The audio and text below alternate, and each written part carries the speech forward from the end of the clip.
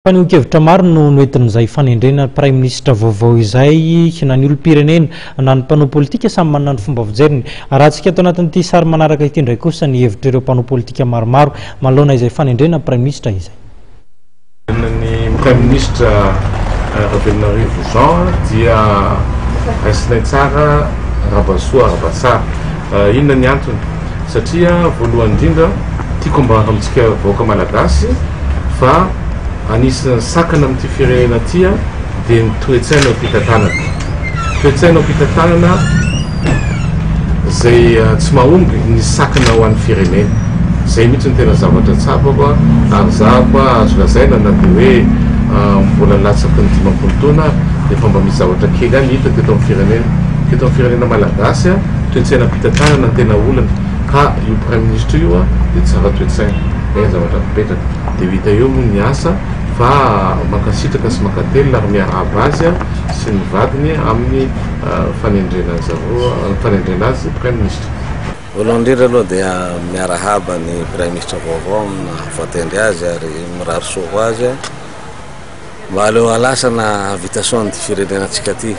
Ny andrasana amin'ny Prime Ministre araky ny fantatritsika moa amin'ireny kabary nataon'ny filoham-pirenena tamin'ny 7 janoary regny dia handeha mafimafy amin'izay satria taona ny asa zao izy ny filoha, taona ny fampihavanana raha teo dia manantena fa hiasa ary handeha mafy amin'izay tsika mba hampandrosoana ty Madagasikara ty.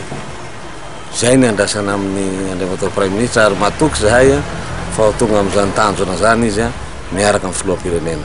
Ny fanendrena Prime Ministre rehefa volazana fa io dia zony ny filoham-pirenena anazy igny ny hitany dia voalohany aloha dia isoragna mifaly miarahaba an'le Prime Ministre vaovao aoka izy avita ny adidy satria sarosarotra ny adidy dia faly misaotra ny filoham-pirenena koa nahavita nanely Prime Ministre aingakaingana dia ny gouvernement zany sisa satria teo any misy firmoa ity zany izy mba nalaky izy nanely an'le Prime Ministre dia isoragna anazy zany nalaka an'izay mino fa io no hitany andirosona amin'ny fampihavanam-pirenena satria le fahafantarako le olony tenjeny io dia olo makasitraka le fampihavanam-pirenena hatram'izay satria mpinamagna ihany moa fakahita.